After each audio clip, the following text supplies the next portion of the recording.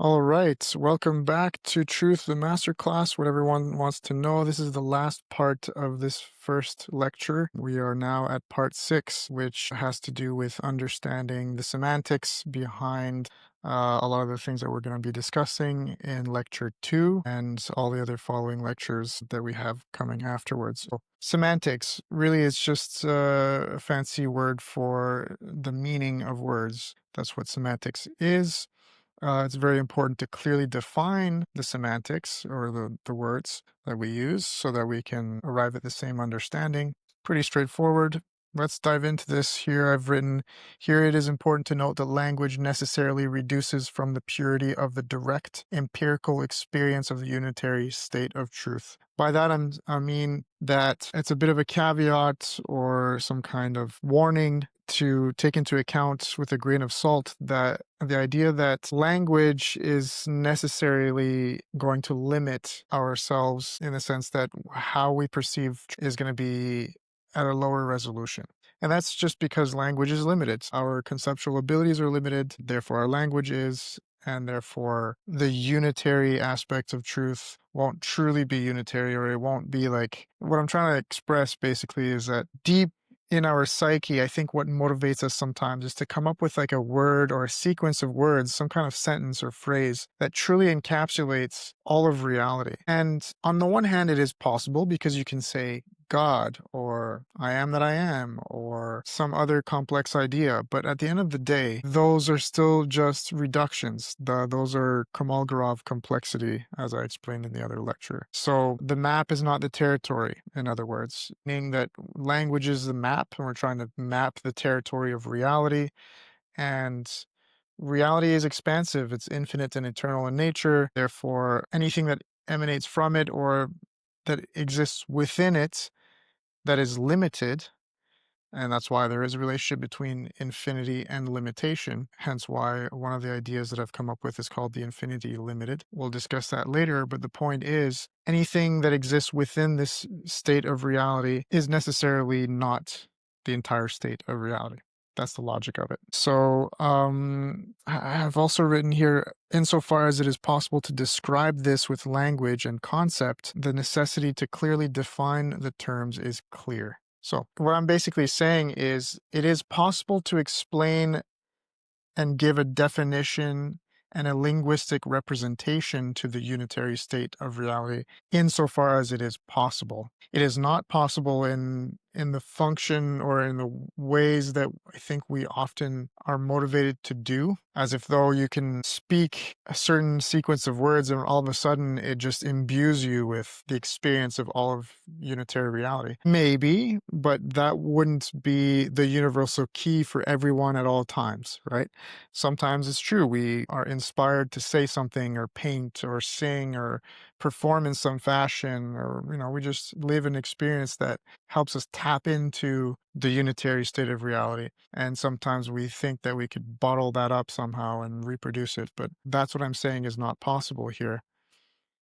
And not just is it not possible, it's just not relevant, which is something that will become apparent throughout these lectures, or this masterclass, as I should say. A friend has been wanting me to refer to these things as a masterclass. So lecture does sound kind of boring, but I think if you're listening to this already there, then at least the content is interesting. All right, moving on. The idea here is that it's clear just on a basic level that we have to understand what we're talking about here. And this is the work that has to be done. It's not the most fun, but it's literally the most important, at least for getting started. Definition, logic, and a priori. These are the first things that I wanted to attack here. Definition. Why is it important? Well, everything that I've just said, plus we now have to define what definition means. That's where things start to get interesting. Requires a certain level of contrast, or let's just say it implies duality. And duality means that, if you're going to be able to point to concept or even an object and differentiate it from everything else around it, that is contrast, essentially. That and contrast boils down to duality, meaning two things, two separate things that have their own integrities, their own identities. So definition is basically that. And there's another term down the list here that is relevant here. It is cataphatic. So, cataphatic reasoning or definition is arriving at being able to understand what something is by attributing to it qualities, quantities, definition, right?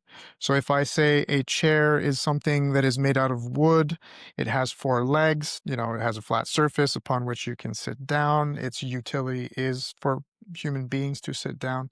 Okay, so that is cataphatic definition. It is arriving at understanding what a chair is by the words that we use and by the attributes that we give that object. Okay, so that's one way to define something. But the other way to define something would be apophatic, which, of course, as there is a dualistic nature at play here, you can very well guess that it means you arrive at understanding what something is or at defining what something is by pointing to what it isn't, right? So if I say, and this is usually used for more abstract, complex conceptual ideas like God. If I say God is a human being, God is a man, God is a woman, God is an animal, or God is none of those things, God is an energy, right? That's all cataphatic. I'm attributing things to it. But if I say God is not human, God is not an energy, God is not reality. So I just keep on going. And depending on the selection of ideas that you want to exclude God from being, it'll sort of give you an intuitive sense of what God is. So you're arriving at a definition in the negative space. And that's what that's all about, right? So cataphatic, apophatic is in relation to definition. Definition relates to duality and contrast. So that's important to know. Now, why it's important to know becomes apparent later on, but just remember to associate definition with duality.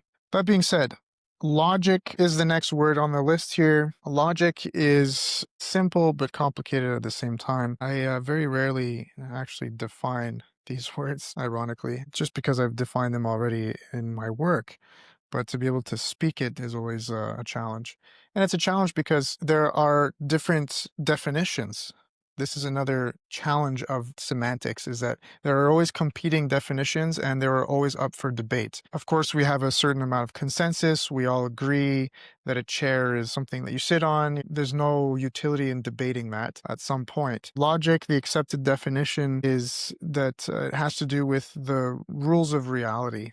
If I'm boiling it down in an extremely simple way, it is the rules that permit, how things work in this universe. Now, the way I like to define it a little bit further would be that logic is not just something that is related to rules, but more so a system, because there are paraconsistent logics, which means that there are other frameworks within which logic in the classical sense, in the ways that we are familiar with, actually doesn't apply. So that's actually a very interesting thing. And this is why I think logic as a definition for the universal laws is actually stepping away from the truth of it, because there is nothing that says that there aren't other parts of this universe and or reality that doesn't function under a paraconsistent logic.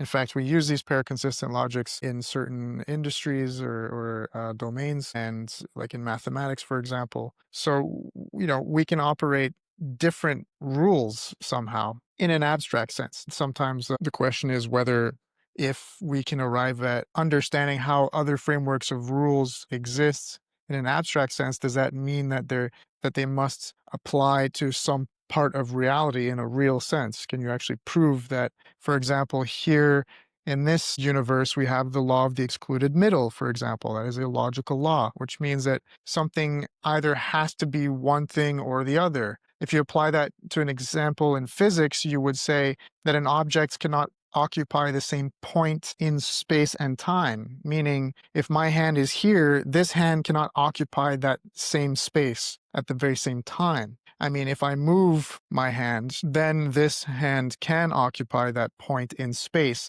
but at a different time. So that's the law of the excluded middle. It's like it's a binary thing. It's a very intuitive, easy thing to understand, right? So, the question is, if there are paraconsistent logics, frameworks that have a consistent set of laws that work together, that contradicts classical logic, then does that mean that they exist somehow? And that's something that I'm talking about, because you're going to see how I'm using that as an argument that not that there are other universes or realities in parallel, but that idea that pair-consistent logics can exist is because of a very special reason. And that reason we will dive into. In essence, I'm using this perhaps as a clip that I can refer back to if need be. Then we have a priori as a concept. A priori is it is knowledge that we can arrive at or that we inherently possess without the need to prove it or have empirical experience of it or even a rational grasp of it. It is just so fundamentally true. It's kind of like the reason is can distinguish between objects. I mean, math or the fact that there's a multiplicity at play in reality, meaning there are different things and we can separate them out, that's a priori. Although it does have something to do with our empirical experience. We see things in dualities or as separations, but it's almost as if though there's no other choice. I mean, it's just the way it is. So a priori is usually it's a philosophical term that refers to that, to the simple idea that there are certain laws within logic. For like, logic itself could be considered a priori, meaning it's just there's no need to argue it or prove it. It is stands on its own two legs. And so this is a term that's important, and it's something that I'll refresh you on once we get to using it in context. Then we can dive into less words that are used to refer to concepts, but actual concepts themselves, like the concept of infinity and eternity. For my purposes, I'm just going to define infinity for myself and for these ideas as being a representation of reality, physical reality, which means we have a timeline, let's say, where we can visualize it as a line that is itself infinite, meaning there is no beginning and ending to this line. However, the line itself is composed of beginnings and endings, if you will. So at any point on this line, you can draw, a separation or a point. And if you zoom in between that, let's say, parameter, and you could put another line next to it, you can zoom in and the line sort of extends itself and infinitely goes on. So, infinity is that which has no beginning and ending, but is itself composed of beginnings and endings. And that's paradoxical. At least it can be paradoxical, and if you think about it. So that's something we need to investigate as well. And we will discuss a lot of paradoxes for some very special reasons, which, well, maybe I can wet your beak a little bit on this. The reason paradox is so important is because, one, people see it as an error in human reasoning, and that is part of what paradoxes are about, certain types of paradoxes. But there are other types of paradoxes that it has nothing to do with an error in human reasoning, and in fact it indicates the ability for human intuition to grasp onto a concept that is true. And so paradoxes can also be the exact opposite of error in human reasoning. It is actually an indication of a higher ability within human reasoning, which we call intuition. So that being said, infinity is paradoxical. I think in one way you could say it's paradoxical in the sense that we're making an error in how we're perceiving it. But on the other hand, it's not an error at all. It's just the way it is. Understanding how infinity can be infinity is the endeavor here, because infinity is a quality of this unitary reality that we're arriving at. Now, that in contrast with eternity, once again, duality is something that we're going to be using, which is something I should define, I guess, but it speaks for itself. I've already discussed it to some degree. It is simple contrasts or something having its counterpart that sometimes negates it, it's complete, or sometimes complements it. Either way, dualities are pairs. Things come in twos. So I believe that infinity and eternity are mirror reflections of each other, or you could say they mutually define each other. What that means is something we're going to arrive at in a more concrete fashion, because I understand what I've just said is completely abstract and doesn't really have any meaning yet. But it gives you a certain direction, certain idea. And so eternity being the mirror reflection in as a matter of fact, I believe it's the other way around. Infinity is the mirror reflection of eternity. It is what we can see. The reflection itself is what when you're looking at the mirror, you're seeing yourself. I would say that infinity is that mirror that allows you to see eternity. And eternity is defined as being something that is static, it is pervasive. There are many words that we can use to describe it. It is absolute. Okay. So, absoluteness, pervasiveness, this idea that, well, in some traditions, eternity is without quality. However, it contains all qualities. So, again, another paradox. In any case, the quality of infinity having no beginning and no end, I believe, is the actual component of reflection of eternity, because eternity is so all encompassing that it itself cannot have any beginnings nor endings, which is why infinity doesn't. However, because eternity cannot be described by arriving at a certain quality, like, well, eternity is this or that, it is neither and both at the same time. It's just so pervasive, so fundamental that it includes infinity. And infinity is all of these qualities and quantities that we observe and experience in reality. All right, I'm already diving into it in a very abstract way. We're going to arrive at what it means a little bit more clearly later on.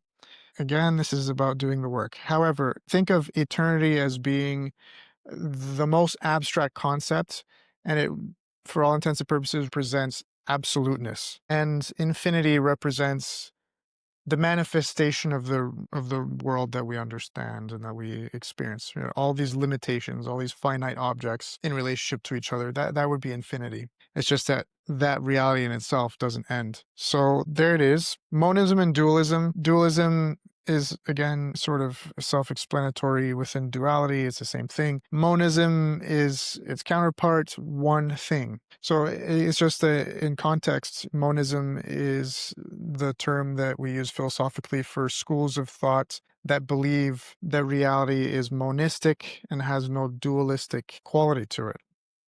But not all schools of thought. There is this type of monism called dual aspect monism that says that there are two aspects to the monism, and that's how we perceive that monism through those two different aspects. But as much as we are perceiving two aspects of this monism, it is still not dual. It is non-dual. So that would be monistic, meaning one, coming from mono, right? I believe that's the Greek word for one. And and dualism is that no, things come in components, in twos, right? So monism, dualism, two different worldviews that some believe, or maybe even say most believe, are contradictory and confrontational, whereas I believe they are complementary, and maybe they're both. That's something that remains to be seen. So we're almost working down through the list here. We have paradox and void. I mentioned paradox briefly. However, let's dive into what it is. Let's start with the fact that it is an experience within human consciousness that occurs.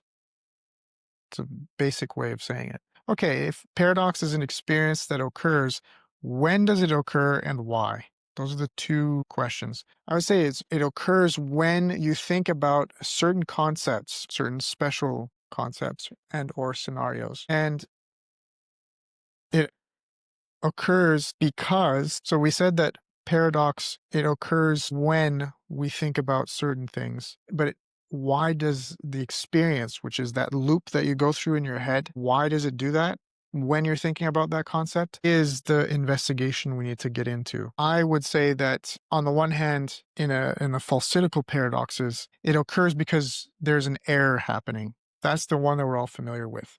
It's paradoxical, which means we're fucking up somewhere in our reasoning. It just doesn't, it's not actually that way. It's just the way we're experiencing it for some reason as a weird loop. That's called falsitical paradoxes. And so that really is just because the mind itself is going in a certain loop because it can't, its rationality around that certain concept. However, there are other types of paradoxes, namely the ones that are more important and we're going to be talking a lot about and extensively, would be the antinomy and the aletheia.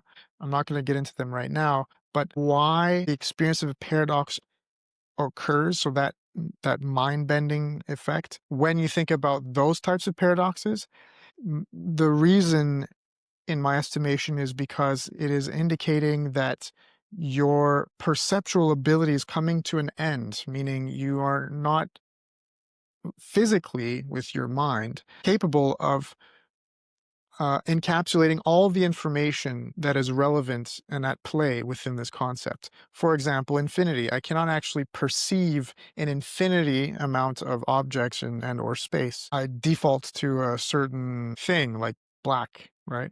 Or white. And so that's where perceptual ability ends. However, if that were the case, if it stopped there, then you wouldn't have this mind bending experience in your consciousness when you think about a concept such as infinity, because then it would just default to that. The reason that we are able to have an experience of there being a strange turn or like warped thing is an indication that we have another ability called concepts. So our perceptual ability ends and our conceptual ability begins, meaning we actually, at the very least, if we cannot encapsulate all the information, we have a concept, meaning a symbol or a placeholder for that missing information.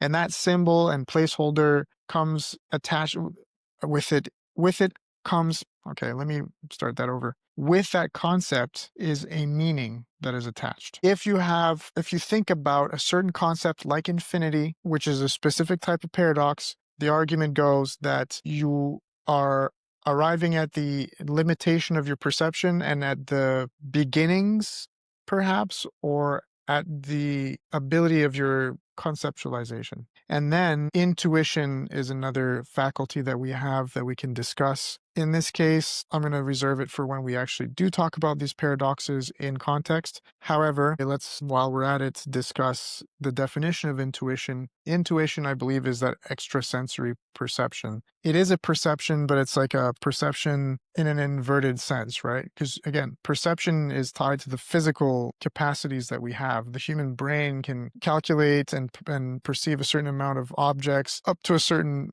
degree, and then it just can't. It's like I can only see a certain amount of bandwidth in the color spectrum of light. There's infrared and whatever else that we can't actually see that other species can see sometimes. Great, that's the limitation of our perception. However, when we're starting to talk about intuition, you are perceiving something, but what you're perceiving is the meaning that emerges out of your mind's capacity to go beyond its perception, which is what we had discussed is concepts. But there's something deeper. It's not that you're perceiving the meaning of a concept. That's not what intuition is. It is more like your intuition is almost like the faculty that exists within you, okay, as almost like a doorway into the eternal nature of reality. So because we are talking about the unitary aspect of reality, we are part of thing, it necessarily means that we are that thing on some level. So if that's the case, then intuition would be like the string that you hold and you can feel the vibrations of the universe, of the entirety of this unitary aspect of reality is like the vibration. So you may not actually be able to see how this unitary reality is vibrating and from where it's vibrating it, none of it. All you're feeling is that tug at the end of the line because you're holding that line.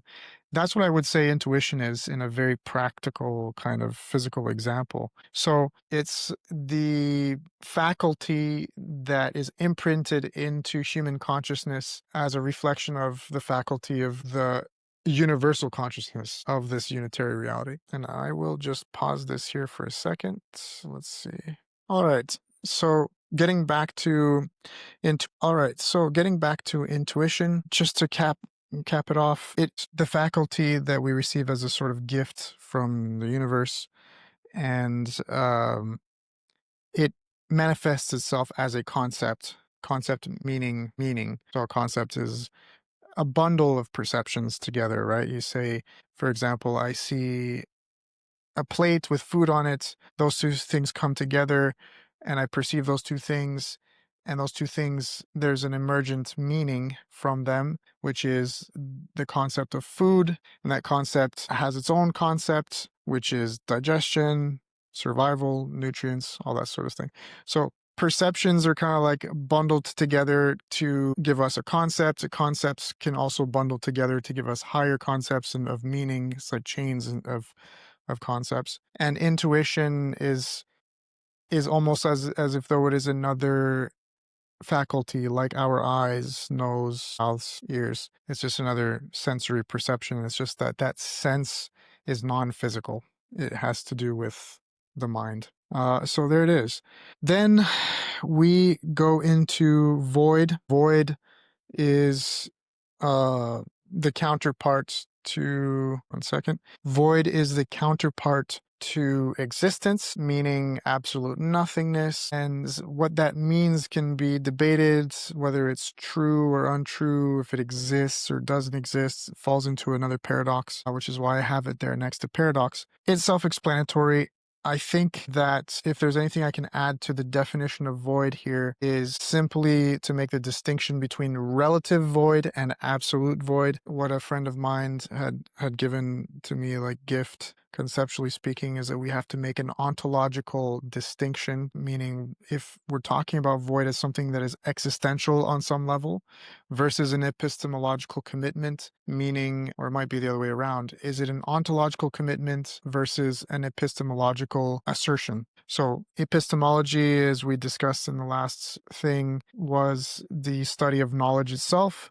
So can we know void is different than does void. And by me, like when we say, do I know what void is, then you can say yes, because it's a concept. So if the concept exists, then void exists on some level, but it doesn't actually exist under the definition of what existence is. That's what ontology is the study of what exists, of what is being. So that's a very light intro. I don't want to get into it too much. Once again, these things are quite abstract. However, it is good to have something to refer back to. You just go into this part 6 of the lecture and you can refresh what these definitions of these terms means from my point of view. Of course, you can go online and find multiple definitions, and they most of the time are good enough. However, my version and my, let's call it, distinct definitions come from a place that is a little bit more refined and is important to take into account if you're going to be able to put all the pieces together. It's just how philosophy works. This is why most philosophers necessarily have to almost have like a lexicon of their definitions. That being said, we also have consciousness and then reality, two more things to define. Consciousness is notoriously difficult to define. So as much as we can arrive at the consensus that it at least has something to do with awareness, so that it is something like to experience the world, which is what David Chalmers, a famous philosopher, coined like term, which is the hard problem of consciousness. So like you can say it's an emergent phenomenon from the material substrates of the brain, and that somehow that brain is having an illusion or a dream, and that's just what consciousness is, which is to say that that illusion entails there having a reflexive nature, meaning it can reflect on itself, awareness of itself, awareness of the environment to some degree. That illusion begs the question, is what the hard problem is all about. Begging the question is, well, what is having the illusion? So there is an experience being had within consciousness, and that's the hard problem, right? Because you can say consciousness is this and that, you can define it in every which way, but why is it that we are having an experience? And is that experience what consciousness is? Can you just reduce consciousness to that definition, that it's just experience? You could. That's a perfectly acceptable definition. However, what that implies when it comes to the nature of truth can go all over the place, right? So for all intents and purposes, I would say awareness is an important word to use when defining consciousness, because being conscious, I think, is inextricable from awareness. I mean, awareness is perhaps more fundamental than consciousness. You require some level of, let's say, you require some level of faculty or ability to respond. There's like a sort of a response that occurs, and that's what awareness is, right? It is a response to stimulus, right? Whether that stimulus is external or internal. And what internal and external means is something that we can get into. Again, highly abstract, because when you're talking about the nature of reality as a unitary thing, internal and external is a it's just a false dichotomy, or a duality that is illusory. And at the same time, it isn't, because, we have dualities and dualities exist within it. So it's not an illusion. However, on the grand scale of things, the biggest picture, there is no such thing as internal and external. So when it comes to consciousness, is that awareness having a response to the stimulus of itself? Yes, itself. So when I say that, I'm not implying internal or external, right? I'm saying that there is a relationship that is happening.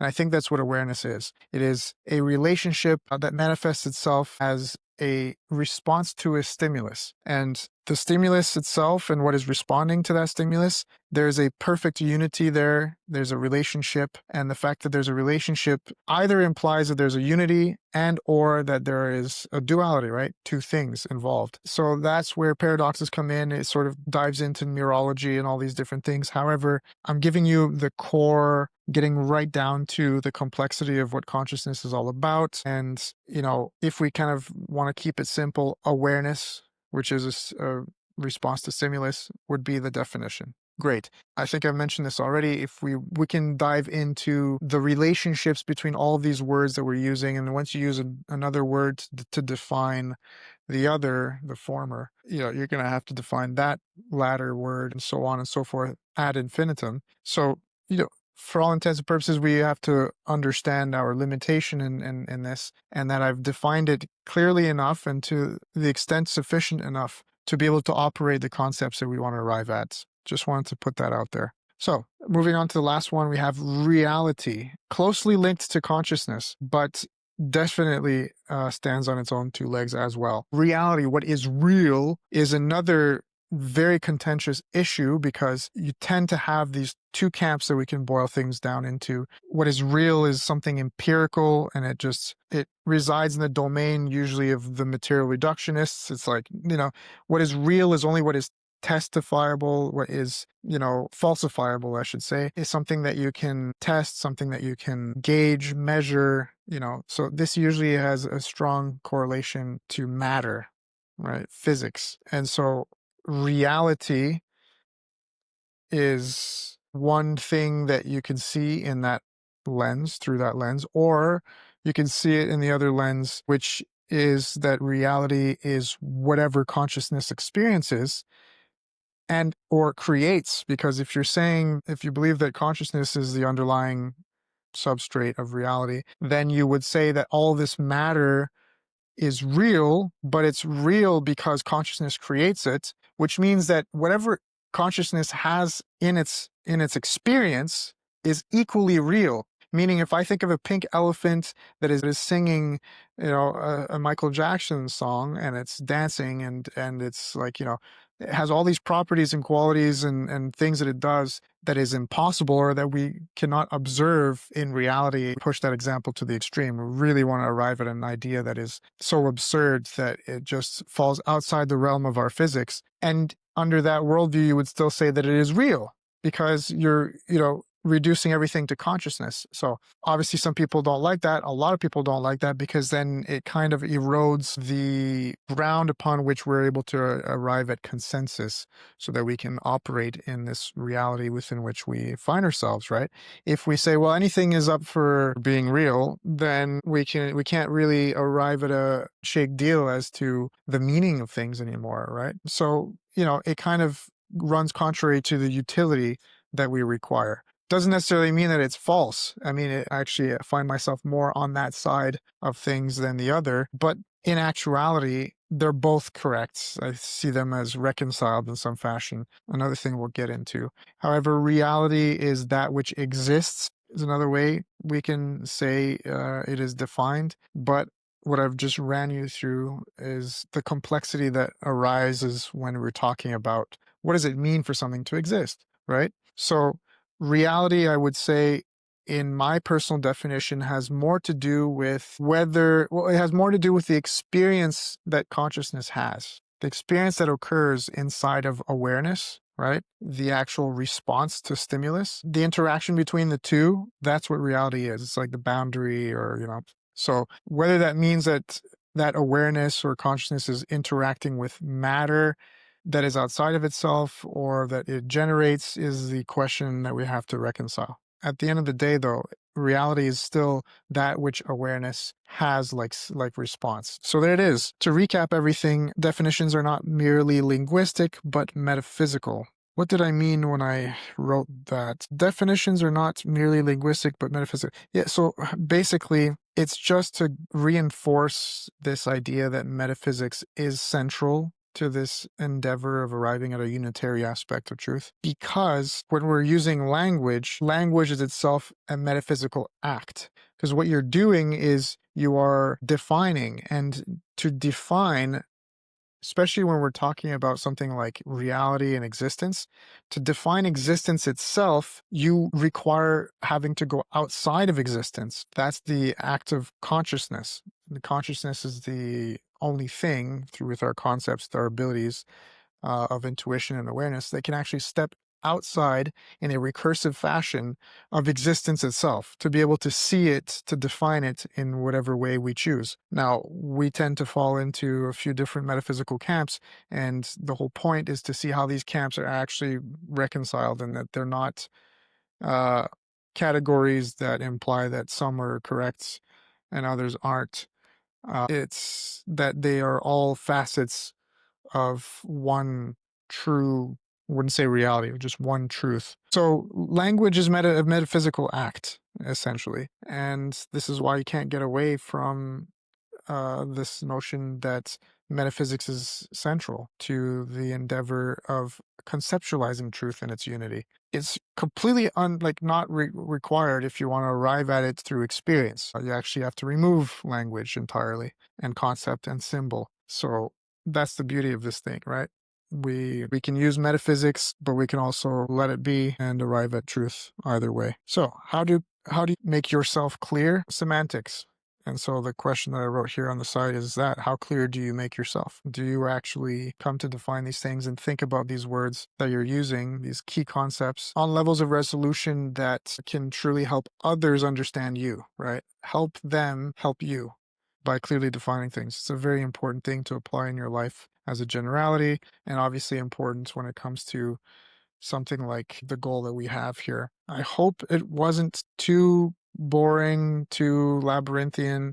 I think it's clarified things to some degree. It's more there for the record and something to go back to if needed. However, for all intents and purposes, I think the general definitions that we have consensus of with these words is good enough, except for infinity and eternity. And paradoxes and void. And see, actually, most of the list, consciousness, reality, the way I've defined these things, they're sufficiently distinctive that they actually are important and that those definitions are relevant to understanding what I'm talking about later on. A priori, logic, definition, monism, dualism, cataphatic, apophatic, those are the ones that you can always refer to a dictionary for, but the others, keep in mind, a special definition for a very important reason. All right, so next slide in parts. Actually, there is no part 7. It'll be the second lecture, so we can end on this. We've arrived at contextualizing the process that we're going to embark on in this next lecture. So we first are going to have to enter that primal duality, which is defining the landscape of the problems and then arriving at the solutions for those problems. And the interesting thing is, I don't think they actually are problems. The problem that we have to face is that we are perceiving the problems and challenges of metaphysics and philosophy to understand reality as problems. That is the problem to begin with. So it's an interesting thing. There's a lot coming here. It's like fascinating. This is where you get to have fun. We did the hard labor of defining things. Let's actually recap everything from the beginning. The search for truth, we have contextualized it through these 6 parts, right? We've talked about why we seek it, which is an important thing. Utility, transcendence, right?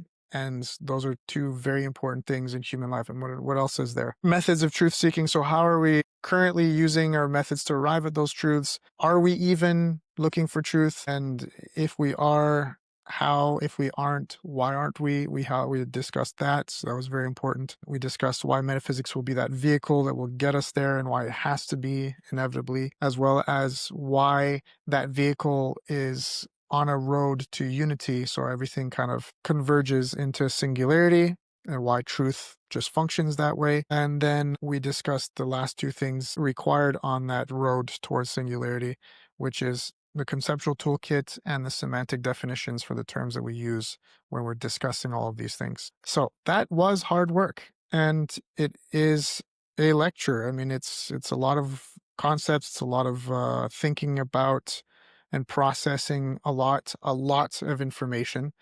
And that's not going to end in part two, in lecture two, I should say.